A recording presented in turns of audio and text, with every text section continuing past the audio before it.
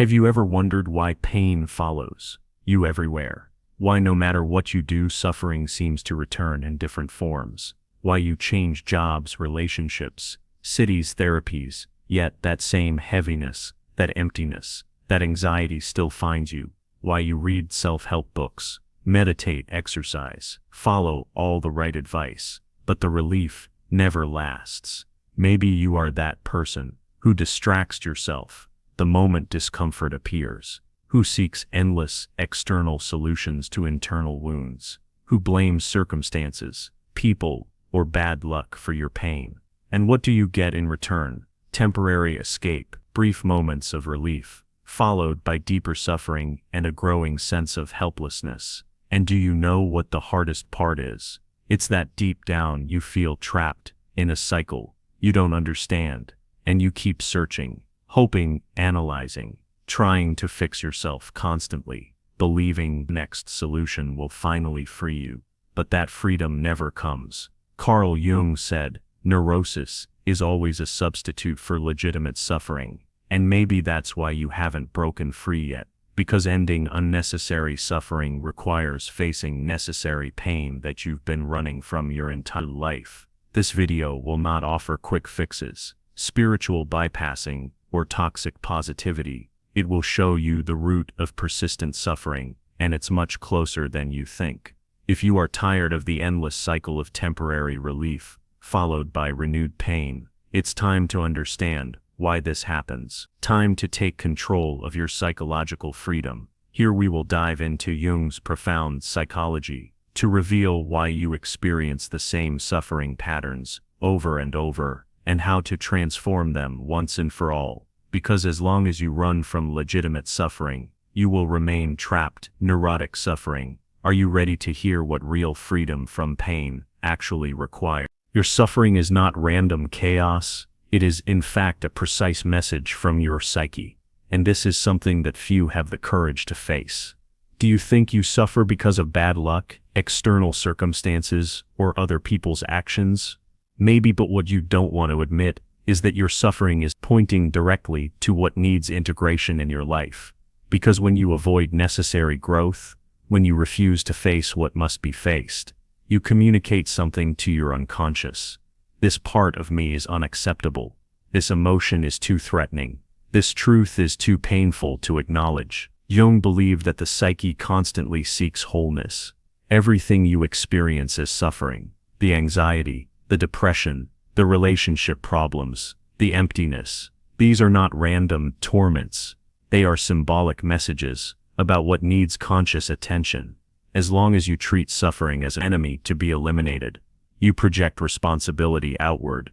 You blame, you fix, you escape, but the cycle continues. The issue isn't that you're doing it wrong. The issue is that you're trying to solve a message rather than receive it. Suffering isn't a problem to fix. It's communication from parts of yourself that have been exiled, ignored, denied, and these parts will continue sending increasingly painful messages until they are finally heard. The issue here is not to blame you, it is to awaken, because the root of your suffering may lie in the silent agreements you made with yourself throughout your life. Perhaps you learned as a child that pain should be hidden, that crying meant weakness, that strong emotions made adults uncomfortable, that needs were burdensome, that vulnerability led to rejection. And now as an adult, these early lessons continue to run in the back of your mind, guide every response to discomfort, every reaction to pain, every strategy for avoiding what feels threatening. You have internalized the idea that suffering means something is wrong, and this silent belief contaminates everything. You position yourself as someone who must escape pain not out of conscious choice, but out of habit, an unconscious, deep-rooted habit. And as long as you do not bring this to the light of consciousness, the cycle will not stop. You can change therapists, medications, relationships, jobs, cities, but the pattern will persist, because it lives within your relationship to suffer itself. Jung said that until you make the unconscious conscious, it will direct your life and you will call it fate. So until you face your avoidance of necessary suffering, you will continue to experience unnecessary suffering in new forms, new intensities, new contexts. You do not attract what you want. You attract what you believe is possible, even if that belief is hidden in the unconscious. But there is a way out. However, it starts at the most uncomfortable point. You will need to stop seeking escape from pain and start listening to what it's trying to tell you. And this leads us to a question that few ask themselves, but which defines the entire course of your psyche. Why are you still treating suffering as an enemy, when it might be your greatest teacher? Why do you run from the very experiences that could liberate you? Why do you resist what could transform you? The answer requires looking at something most people never question: their fundamental relationship with pain itself, and this is what we will talk about in the next part: the trap of avoidance. You've spent your life trying to avoid all forms of discomfort, trying to be happy, positive, productive, successful, always bending reality, adjusting circumstances, manipulating conditions to create the perfect environment where suffering cannot touch you. And what did you get in return? Momentary relief, yes, but never genuine freedom, because those who live to escape pain will inevitably become prisoners of their own. Avoidance. This is the trap of avoidance, one of the most cruel and invisible causes of human suffering. Carl Jung taught us that the shadow, everything we deny, reject, and push away, doesn't disappear, but grows stronger in the unconscious. Because if you identify only with comfort and pleasure, with positivity and security, you forget who you really are. And when that happens, disconnect from life's wholeness. You become a half person, a fragmented presence that might appear functional on the surface, but that secretly lives in fear of what lurks beneath. The desire to avoid pain is legitimate. It is part of human nature. The problem arises when this avoidance becomes the compass of your entire existence. When you start measuring the quality of your life by the absence of discomfort. A good day means no anxiety. A good relationship means no conflict. A good job means no stress. And thus your well-being becomes hostage to circumstances. You strive to create perfect conditions, maintain perfect control, follow perfect rules, because deep down you believe suffering will end when everything is just right. But the truth is brutal. The more you run from necessary suffering, the more neurotic suffering chases you. People who have made peace with pain do not panic in the face of discomfort. They do not frantically seek to escape when emotions intensify. They know that life includes necessary suffering and that facing it directly leads to growth, while avoiding it leads to neurosis. They are not afraid of what they feel because they understand that feeling fully is sometimes the price of becoming whole. But to reach that point, it is necessary to break with a deeply rooted idea that all suffering should be escaped. You do not need to eliminate pain. What you need indeed is to rebuild your relationship with it, learning to distinguish between neurotic suffering that keeps you trapped and necessary suffering that leads to liberation. Perhaps you've never made this distinction. Perhaps you've treated all discomfort as equally threatening. Only when suffering ceases to be your enemy and becomes your guide does true transformation begin. This requires a choice. And this choice almost always begins with an act that seems simple but is frightening for those trapped in the cycle of avoidance. Conscious suffering. In the next part we will talk about this decisive moment, when you stop running and start facing what you've avoided. Freedom begins exactly there, when you learn that conscious suffering can be the most powerful gesture of self-liberation. You have been conditioned to believe that all suffering is bad, that pain means something is wrong, that discomfort is a signal to escape, that emotions like sadness, grief, anger, anxiety are problems to be solved, rather than experiences to be lived. And because of this, every time difficult feelings arise, you suppress them. Every time uncertainty appears, you rush to certainty. Every time vulnerability emerges, you armor yourself. Every time grief surfaces, you distract yourself. You believe you are being proactive, healthy, balanced, mentally strong, but in reality, you are refusing life's invitations to grow.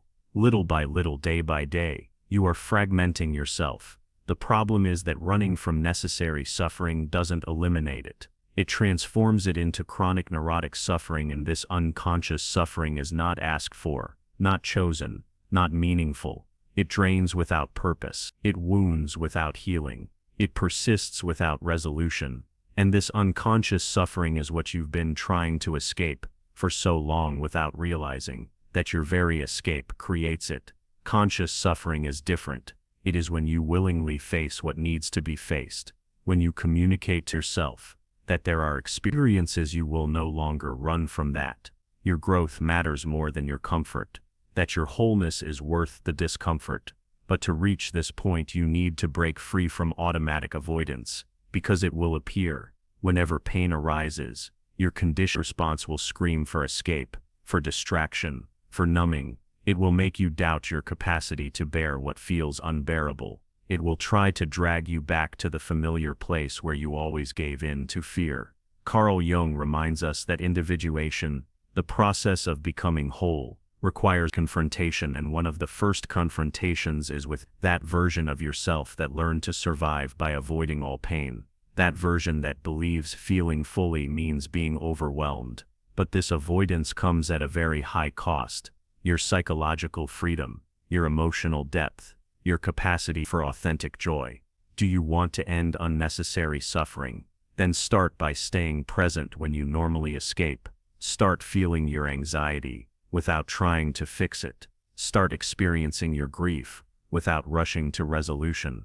Start sitting with uncertainty without demanding immediate answers. Notice the first response will be intensification. Your pain will seem to grow stronger, your emotions more overwhelming, because your presence brings to light what has been hidden in shadow. But this intensification is not a sign that you're doing it wrong. It is necessary, the accumulated energy of everything you've been avoiding for years, perhaps decades.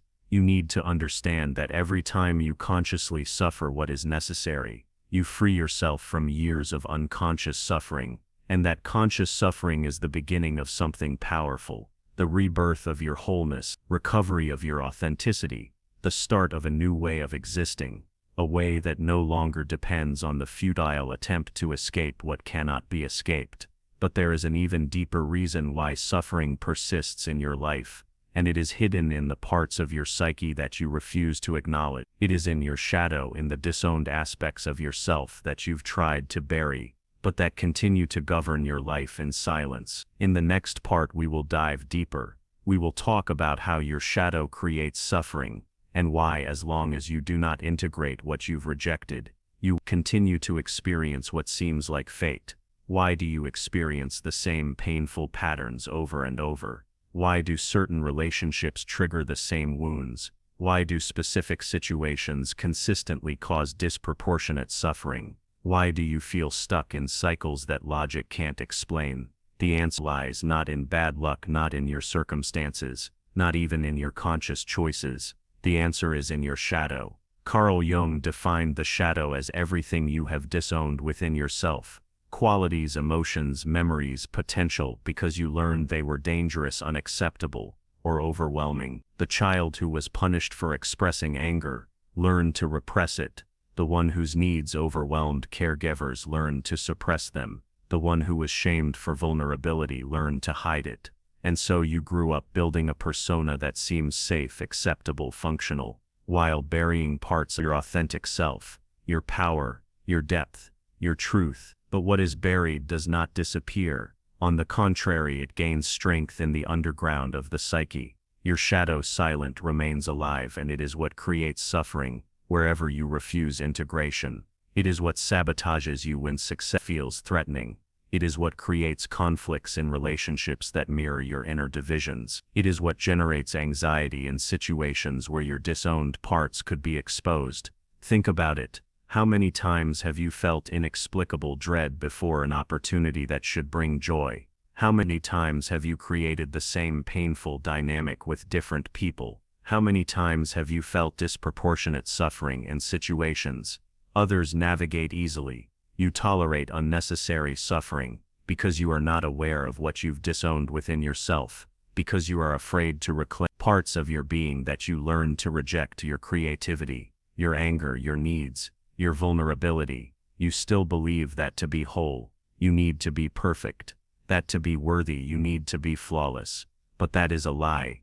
It is just an old conditioning running like outdated software in the back of your mind, and as long as you do not face this, you will continue living the same story of suffering in different scenarios.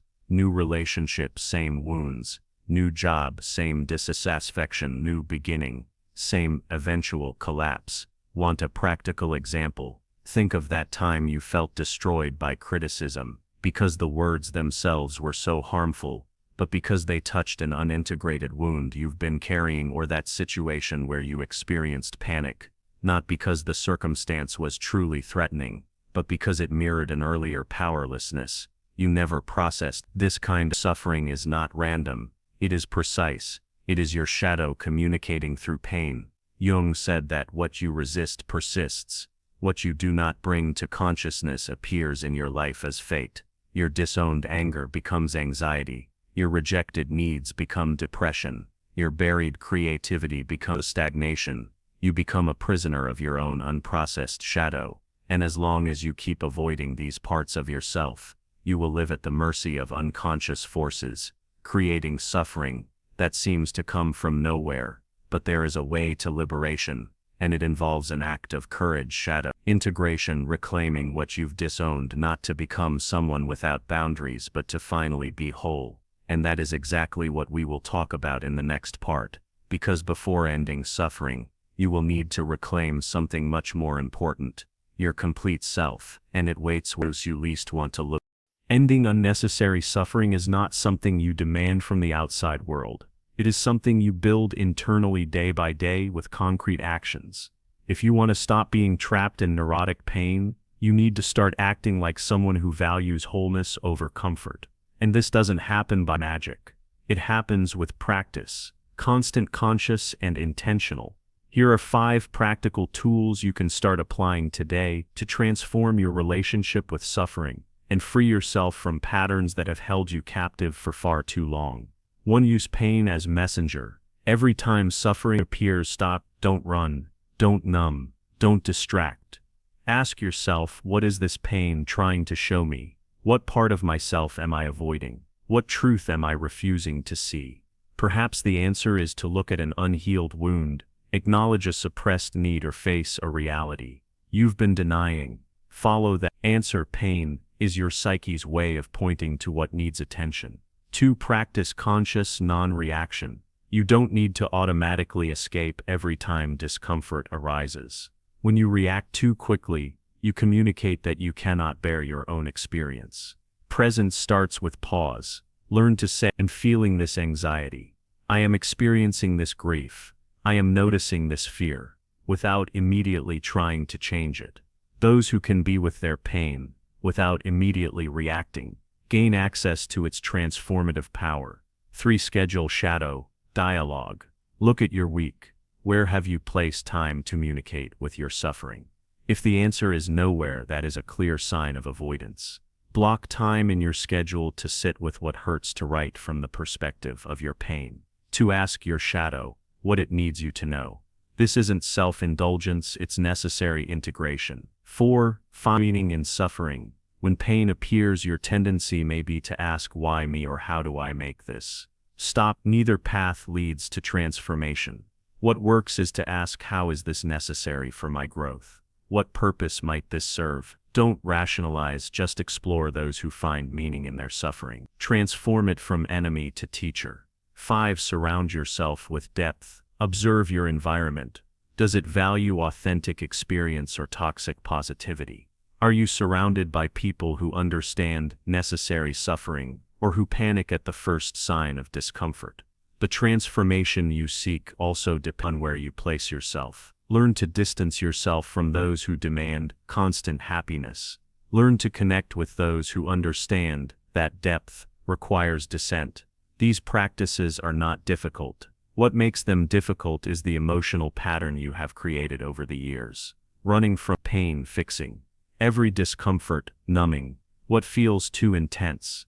Breaking this requires repetition, courage, and patience. But the more you practice conscious suffering in small moments, the more freedom you will discover in life's larger challenges. And there is one essential point we need to face, even when you start to work with your suffering. there is something that can pull you back to old patterns. The fear that feeling fully will destroy you. This fear of being overwhelmed is the last defense that prevents you from true liberation. In the next part we will talk about this because only those learn to trust their capacity to bear the unbearable truly free themselves from unnecessary suffering. There comes a time when you need to stop waiting. Stop waiting for suffering to disappear before you can live fully. Stop waiting for perfect conditions, perfect feelings, perfect circumstances. The world is not designed to eliminate your pain. It is offering you opportunities to transform it. You want freedom from suffering, but you keep running from the very experiences that would liberate you. You want lasting joy, but you reject the discomfort necessary to build its foundation. You want wholeness, but you avoid the integration that creates it. And then you wonder why freedom feels so elusive. The answer is challenging, but it needs to be said because you are hiding from your own capacity for transformation. Carl Jung said, "There is no birth of consciousness without pain." Suffering you experience is not punishment or bad luck. It is not evidence that something is wrong with you or with life. It is the precise pathway to your liberation. The external only changes when the internal transforms. You don't need to become someone who glorifies pain or seeks suffering. What you need is to stop treating necessary suffering as an enemy. You need to stop running from what could transform you. Above all, you need to trust that you can bear what feels unbearable. Because you can. From now on, every time suffering appears, you have two options. Either you continue the endless escape, reinforcing neurotic patterns, or you turn toward your pain with curiosity and courage. And you don't need to be perfect to do this. You just need to be willing. Because when you make peace with necessary suffering, everything changes. Your resistance dissolves, your neurotic patterns diminish, in a profound sense of wholeness emerges. Respect for suffering starts from within. And when that happens, you no longer need to eliminate pain. To be free, you discover freedom within pain itself. If this video confronted you, made you think, touched a part of you that you usually avoid, then comment here. Choose conscious growth over unconscious suffering. This can be your first public gesture of commitment to transformation. And if you want to continue on this path, watch the next video on Jung's individuation process. It is just as important as this one. Go deep. You deserve to become whole. We began this journey with a question. Why does suffering persist no matter how much you try to escape it? And now the answer stands clear before you. Because you've been treating as an enemy what could be your greatest teacher. You've been running from what could transform you. You've been avoiding what could complete you. You've been fearing what could free you. This understanding doesn't eliminate challenges. It doesn't guarantee an easy life. It doesn't promise that you'll never feel pain again. What it offers is far more valuable. The opportunity to transform your relationship with suffering itself so that what once was neurotic, repetitive, meaningless torment becomes conscious, purposeful, transformative growth. The difference isn't in what happens to you but in how you meet what happens. And this difference changes everything. Carl Jung understood that the foundation of all mental illness is the unwillingness to experience legitimate suffering. And conversely, the foundation of all mental health is the willingness to experience what needs to be experienced. The willingness to face what needs to be faced. The willingness to feel what needs to be felt. Not because suffering is good, but because running from necessary suffering creates unnecessary suffering. This willingness doesn't come from force or discipline, or should. It comes from understanding that there is no other way. There is no path to wholeness that bypasses your shadow. There is no road to freedom that avoids your fear. There is no journey to authenticity that skips your pain. As Jung put it, there is no royal road to your own unconscious. The only way out is through, but this through isn't endured alone or without purpose. It's traveled with consciousness, with meaning, with the understanding that what you're facing serves your becoming. And with this understanding, suffering itself begins to change. Not overnight, not all at once, but gradually, persistently, as you bring more and more of yourself to the journey, as you integrate more and more of what you've rejected, as you transform more and more of what you've feared, until one day you realize something profound. You're no longer running, You're no longer hiding. You're no longer fighting what cannot be fought. You're standing fully in your life with all its joy and pain, its clarity and confusion, its light and shadow, not because you've eliminated half of these pairs but because you've embraced the wholeness that includes them all. This is what it means to never suffer again. Not the absence of pain, but the transformation of your relationship to it. Not the elimination of challenges, but the capacity to meet them with your whole self. Not the avoidance of darkness, but the discovery that darkness itself contains gifts. The choice before you now isn't whether to feel pain. Pain is inevitable in any human life. The choice is whether to transform that pain into meaning, or to continue the endless cycle of avoidance that creates unnecessary suffering. I can't make this choice for you, no one can. It's yours alone, but I can tell you this. The moment you stop running, the moment you turn to face what you've been avoiding, the moment you begin the journey of integration, something profound shifts, not in your circumstances but in you, and this shift changes everything. This is the promise not of a perfect life, but of a whole one, not of endless happiness but of genuine meaning, not of painless existence, but of purposeful becoming, and this promise is available to you right now in this moment with whatever you're carrying. If this video has touched something true in you, if it's awakened a recognition of your own capacity for transformation, I invite you to leave a comment below, simply saying I choose wholeness. This small act of claiming your journey can be the first step toward a transformed relationship with suffering. And if you want to continue this exploration, watch our next video on Jung's process of individuation, which takes these principles even deeper. You have everything you need to begin: the capacity for consciousness, the potential for integration, the courage for transformation. It's time to claim your wholeness.